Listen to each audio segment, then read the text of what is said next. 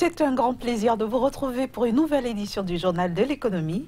Bienvenue à toutes et à tous.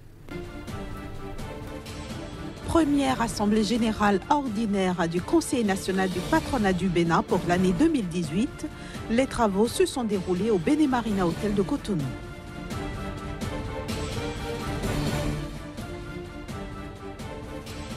La Zambie serre la ceinture pour mieux faire face à sa dette. Plusieurs mesures d'austérité sont envisagées.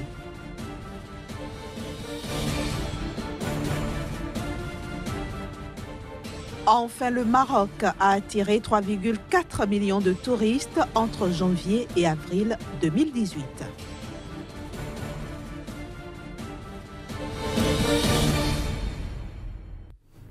Je le disais à l'instant, le Conseil national du patronat du Bénin a tenu jeudi au Bénin Marina Hotel de Cotonou sa première Assemblée générale ordinaire pour l'année 2018.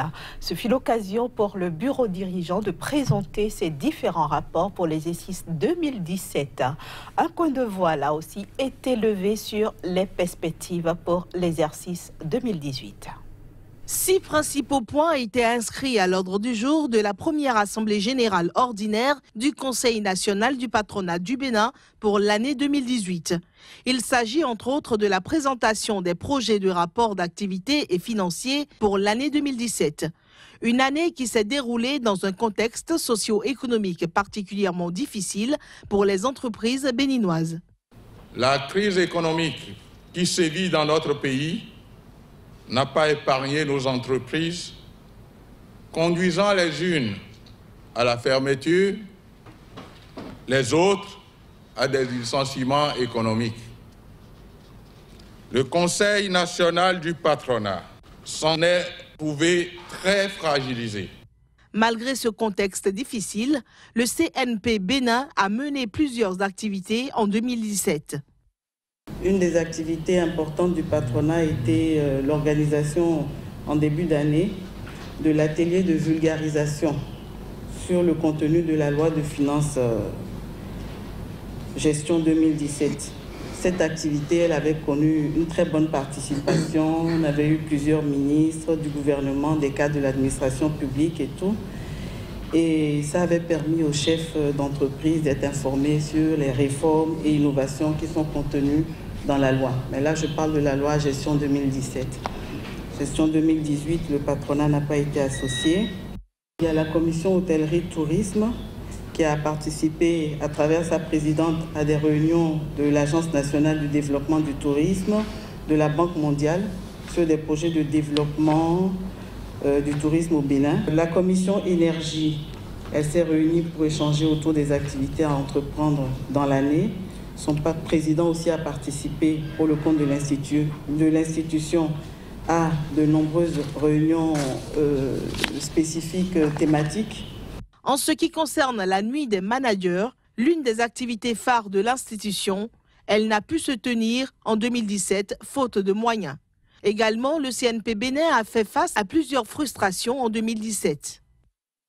Après le vote de la loi numéro 2016-15 du 28 juillet 2016, modifiant et complétant la loi numéro 2001-37 du 27 août 2002, portant organisation judiciaire en République du Bénin, il a été procédé à la vulgarisation de la loi en vue de l'élaboration de la liste d'aptitudes pour la nomination des juges et conseillers consulaires dans les tribunaux et cours d'appel. Le CNP Bénin a procédé à la désignation de ses membres qui n'ont malheureusement pas été pris en compte par le gouvernement. Le CNP Bénin n'a pas été associé à l'élaboration de la loi des finances exercice 2018. Les nombreuses mesures et réformes y contenues ont été découvertes au même moment que tout le monde. Pour autant, le CNP Bénin n'entend pas baisser les bras.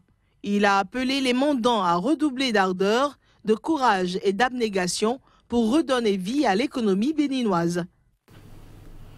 Le gouvernement zambien compte adopter un certain nombre de mesures d'austérité afin de faire face au poids de la dette du pays. Ces mesures d'austérité visent essentiellement les frais de fonctionnement du gouvernement ainsi que les nouveaux prêts contractés par le pays. En effet, il a été ordonné de réduire les dépenses liées aux voyages effectués par les fonctionnaires zambiens, aussi bien au niveau local qu'au niveau international. Autre mesure, la suspension des opérations de prêt en cours et des projets ayant un taux d'avancement inférieur à 80%, ainsi que l'interdiction d'émission de lettres de crédit et de garantie aux entreprises publiques. Il faut dire que la dette publique extérieure de la Zambie s'élevait en mars dernier à 9,3 milliards de dollars en hausse par rapport aux 8,7 milliards enregistrés en 2017. Elle est alimentée principalement par les emprunts massifs de capitaux pour financer les projets d'infrastructure. Et puis le secteur touristique marocain semble être en pleine expansion. Selon les chiffres officiels, le taux de fréquentation du pays a augmenté de 12% entre janvier et avril 2018. Au cours des 4 premiers mois de l'année 2018, 3,4 millions de touristes ont visité le Maroc. Ceci équivaut à une hausse de 12% comparée à la même période en 2017. Selon les statistiques rendues publiques par l'Observatoire du tourisme du Maroc, cette performance est la résultante d'une forte progression du nombre de touristes étrangers, plus 19%. Les arrivées des Marocains résidant à l'étranger ont quant à elles augmenté de seulement 1%. S'agissant de la fréquentation des touristes étrangers, les Italiens arrivent en tête, plus 18%. Ils sont suivis des Allemands, plus 14%, et des Français, plus 11%. Quant aux Anglais et Hollandais, ils sont au même niveau de fréquentation, plus 10%. Leur arrivée au Maroc a occasionné une hausse de 10% des nuitées totales enregistrées dans les établissements d'hébergement touristique classés durant les 4 premiers mois de 2018. Côté recettes, le pays a engrangé environ 2,2 milliards de dollars contre environ 1,9 milliard au cours de la même période en 2017, soit une augmentation de 18%. Les destinations les plus prisées au Maroc sont Marrakech, Agadir, Rabat, Fès et Tanger. Pour finir, direction le Sénégal pour nous intéresser à l'électrification des ménages ruraux. Et c'est dans un instant avec notre chroniqueur Casimir Pédia. Bienvenue à vous, Casimir, dans le journal de l'économie. Bonjour Inès. Alors, une société de télécommunications lance un projet d'électrification rurale au Sénégal.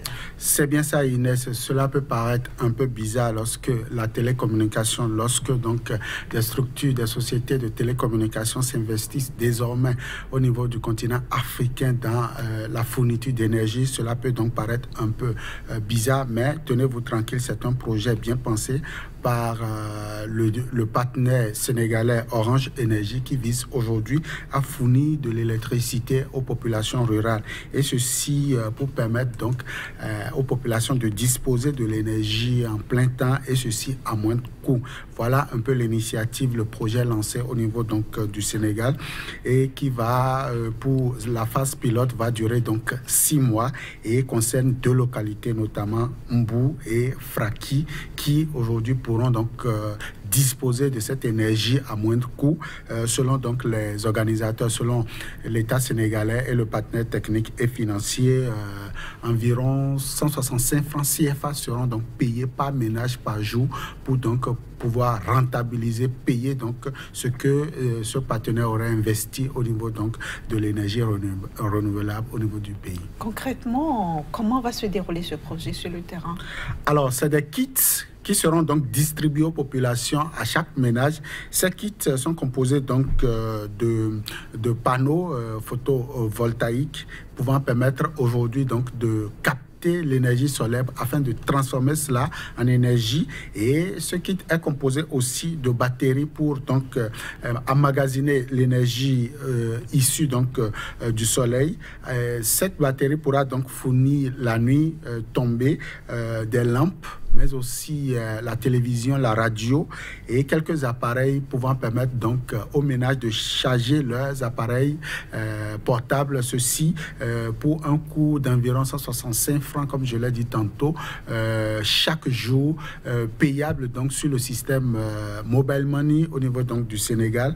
C'est un projet qui vise forcément de minimiser ici les difficultés que les ménages, les villages ont au niveau du continent africain, mais surtout du Sénégal, à disposer donc d'un financement efficace pour pouvoir faire face aux difficultés. Selon donc les impacts induits donc de ce projet, au-delà donc de ces appareils, les enfants pourront donc disposer de l'électricité la nuit tombante pour pouvoir apprendre. Donc le système éducatif trouvera aussi une solution au niveau donc des villages et hameaux du Sénégal.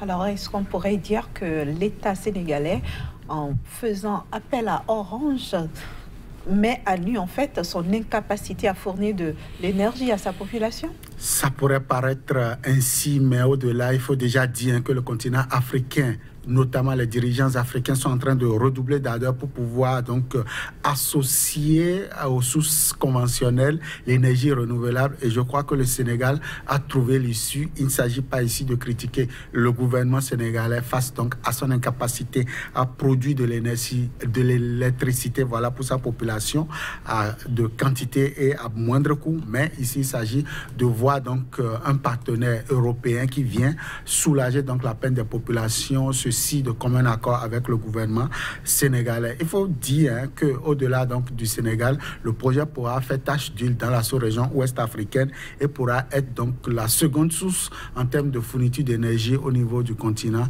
Déjà que l'éolienne aussi est envisagée au niveau du Sénégal et pourra certainement atteindre les pays de la côte qui disposent également des mêmes problèmes en termes donc de fourniture d'énergie au niveau surtout des ménages, au niveau des villages et des centres peu éclairés au niveau des pays. Alors, Kazmi Pedjo, les Émirats Arabes Unis s'étaient annoncés au Sénégal dans ce domaine énergétique.